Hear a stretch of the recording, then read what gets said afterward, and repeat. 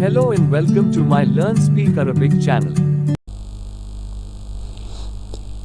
आज की वीडियो में हम प्रपोजिशनल फ्रेज़ देखेंगे, जो हमारा चौथा और लास्ट फ्रेज़ है हमारा अरबिक में, जिसको हमने मुरक्कब बोले थे, मुरक्कबात। तो ये हमारा चौथा मुरक्कब है, प्रपोजिशनल फ्रेज़।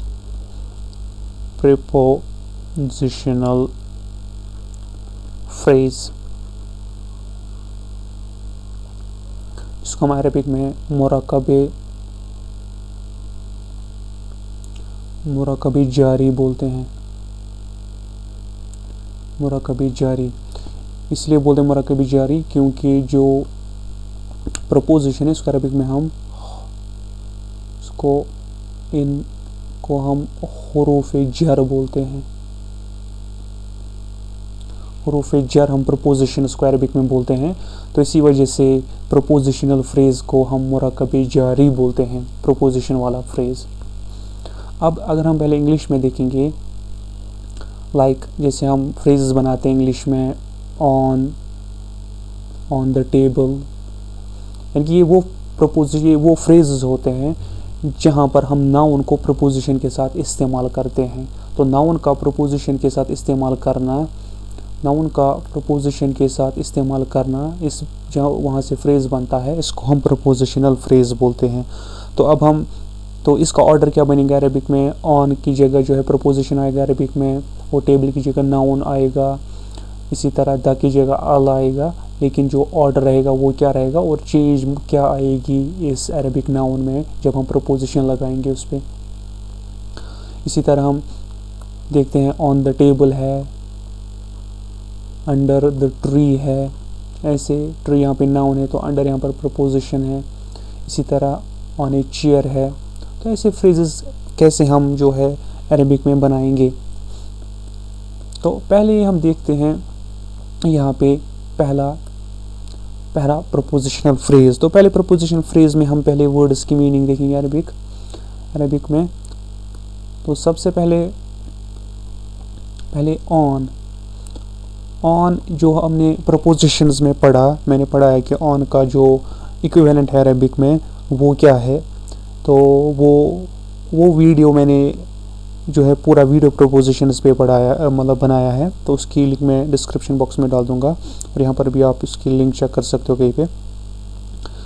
तो ऑन का अरबिक आता है, ऑन को अरबिक में हम आला बोलते हैं, आला। इसी तरह फिर द के लिए पता ही है, द के लिए हम नाउन के साथ हम अल जोड़ते हैं। और इसी तरह जो अब टेबल है, तो टेबल को अरबिक में मकतबतुन कहते हैं, मकतबतुन।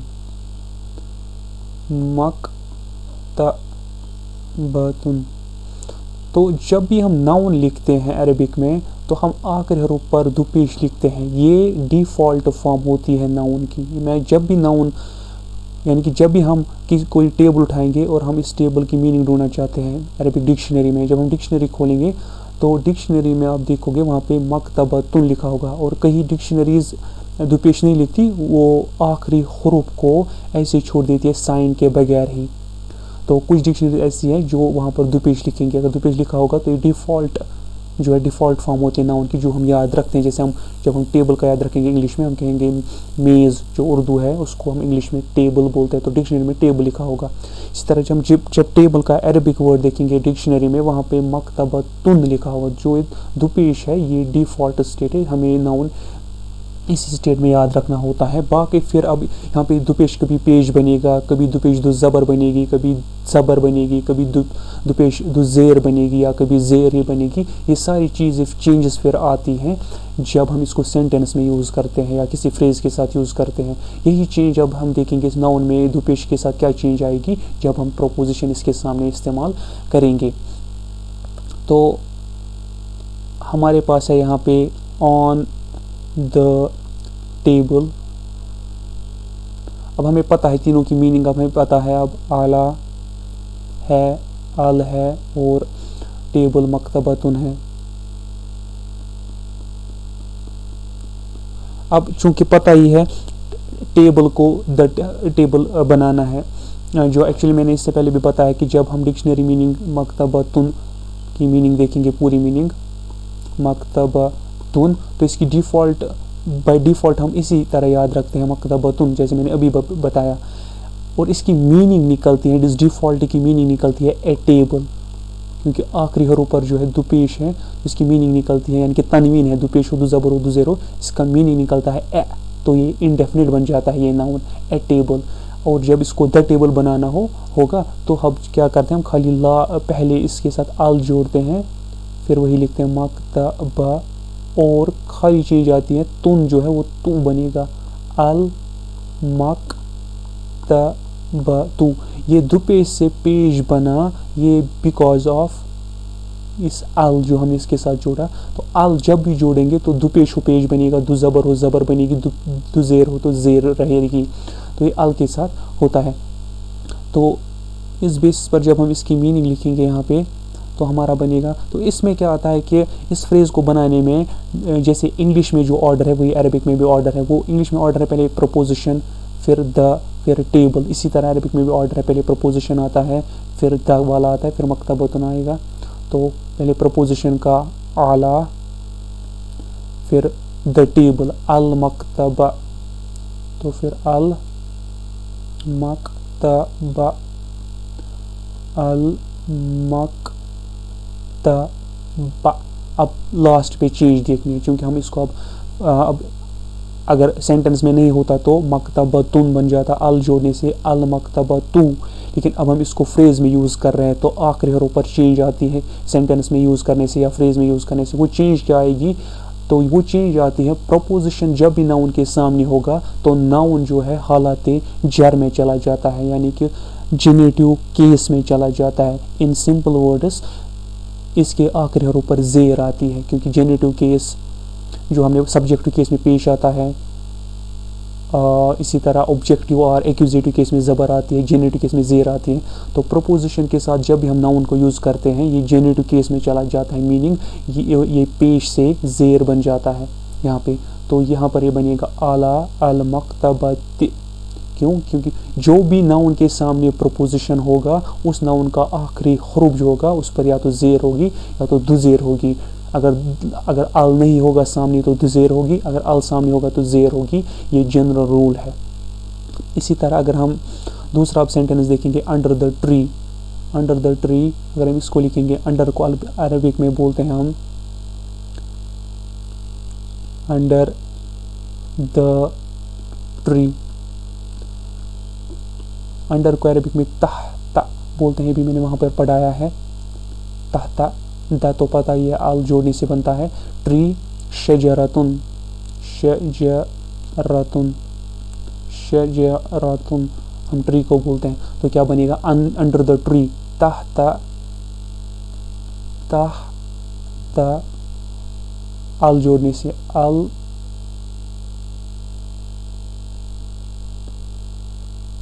तो तहता अशजरा।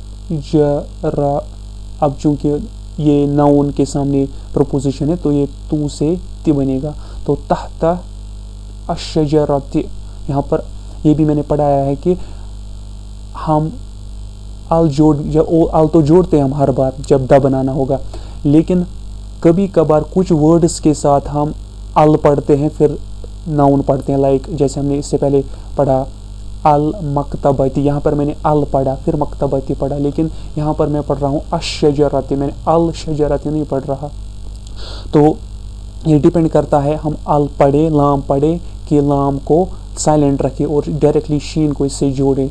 ये डिपेंड करता है जो ये पहला नाउन का जो ये पहला हरुफ है, ये भी मैंने पढ़ाया है। ये हुरूफ़े कमरी है कि ये हुरूफ़ शमसी है। तो हुरूफ़ कमरी और हुरूफ़ शमसी भी मैंने पढ़ाया है, तो उसका जो है वो उसकी लिंक भी मैं डाल दूंगा, वो वीडियो भी आप चेक कर सकते हो कब हम अल पढ़ते हैं और कब हम लाम को साइलेंट करके अलिफ को डायरेक्टली हम नाउन के पहले हरूफ से मिलाते हैं, अशजरती। तो यहाँ पर क्या आएगा, तहता अशजरती। इसी तरह जो तीसरी एग्जाम्पल बची अब यहाँ पे है, suppose on a chair. On a chair जब हम देखेंगे यहाँ पे ऑन ए चेयर, तो इससे पहले जो मैंने 2 एग्जाम्पल्स दिए वहाँ पर मैंने नाउन के साथ द जोड़ा था, तो द जोड़ने के लिए हम अल लगाते हैं। यहाँ पर मैंने एक जनरल फ्रेज बनाया on a chair, on any chair. तो ये कैसे बनेगा? अब ऑन तो पता ही है, सपोज ऑन है, चलो पहले यहाँ पर ऑन का तो हमने देखा, हम यहाँ पर चेंज करेंगे, कोई और प्रपोजिशन सीखेंगे। यहाँ पर लिखेंगे ऑन के बजाय ओवर, ओवर ए चेयर। तो ओवर को अरबिक में फाउका बोलते हैं, फाउका। और ए के लिए तो आता ही नहीं, क्योंकि ए जो है वो नाउन के जो बेसिक फॉर्म होते हैं जो हम डिक्शनरी में याद रखते हैं, उसी फॉर्म से ए की मीनिंग निकलती है, तो इसको एडिशनल कोई हर्फ आता नहीं है। तो चेयर को बोलते हैं अरबिक में कुर्सियुन, कुर्सियुन बोलते हैं इसको। तब कुर्सियुन बाय डिफॉल्ट ए चेयर बनेगी, तो द चेयर बनाने के लिए अल कुर्सियु।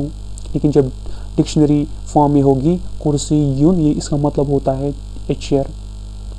तो फाउका, तो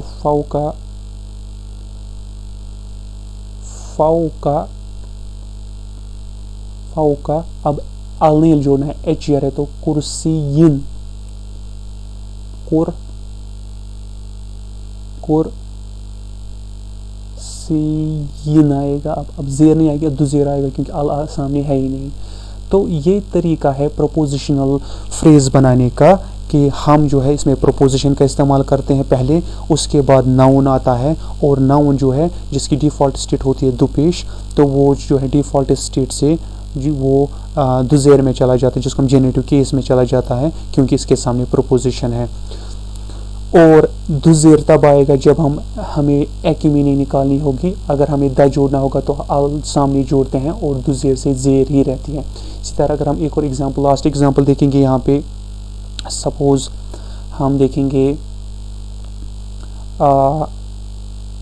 सपोज इन द हाउस, ये फ्रेज देखेंगे इन द हाउस, तो क्या बनेगा? इन का जो प्रोपोजिशन का जो अरबिक है वो है फी, तो फी अब है द हाउस, तो हाउस को हम बोलते हैं बाइतुन, जब हम डिक्शनरी में उठाएंगे बाइतुन, लेकिन इसकी अगर हम बाइतुन ही यहाँ पर आएंगे तो ए हाउस की मीनिंग निकलेगी यहाँ पर द, तो अल बाइति,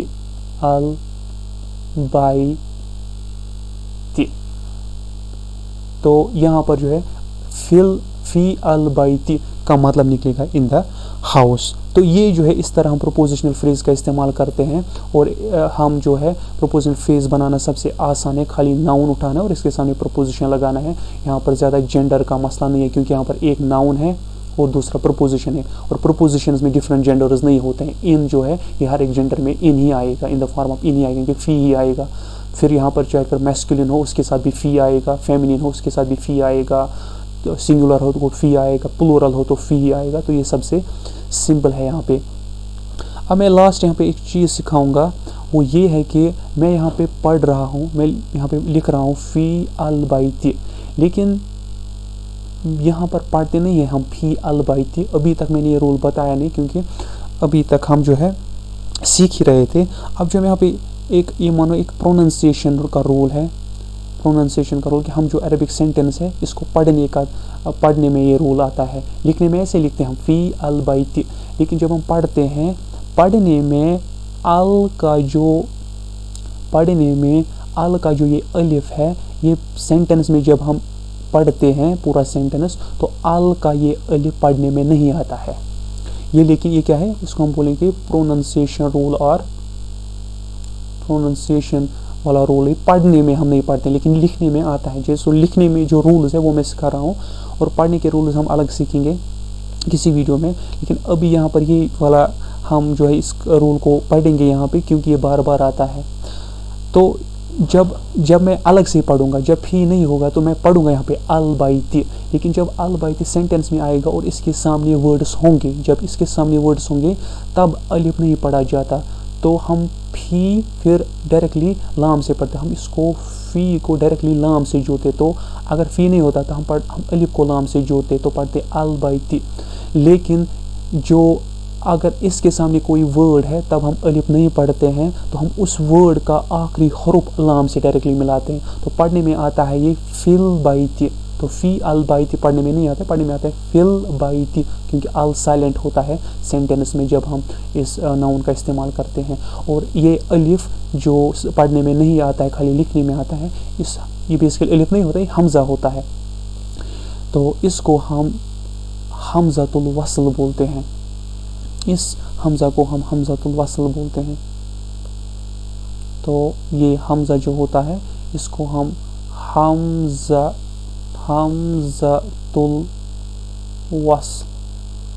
हमज़तुल वस्ल बोलते हैं। तो हमज़तुल वस्ल उस हमज़ा को बोलते हैं जो अल वाले लाम के साथ आता है, जो अल में जो हमज़ा होता है, इस हमज़ा को हमज़तुल वस्ल बोलते हैं।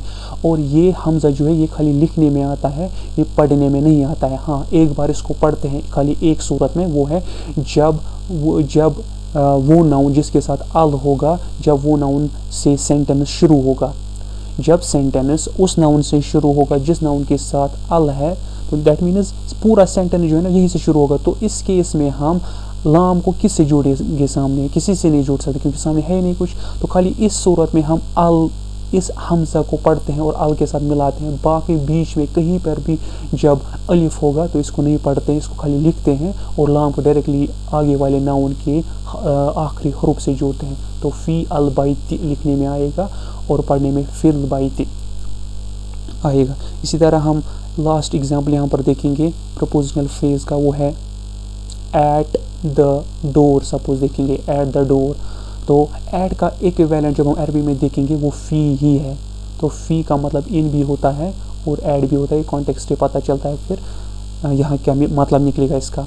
तो फ़ी, अब डोर को बोलते हैं बाबुन, तो फिल बाबी, तो लिखने में आएगा फ़ी अल बाबी, लेकिन पढ़ने में अलिफ नहीं आएगा। तो हम पढ़ने में क्या पढ़ेंगे, हम फिल बाबी, तो एट द डोर। तो ये तो था प्रपोजिशनल फ्रेज या मुरक्कबी जारी। तो इसका बनाने का जो है सिंपल सा तरीका मैंने बता दिया है। तो इस रूल को याद रखने से हम कोई भी प्रपोजिशनल फ्रेज बना सकते हैं। तो आज की क्लास में इतना ही। Thank you.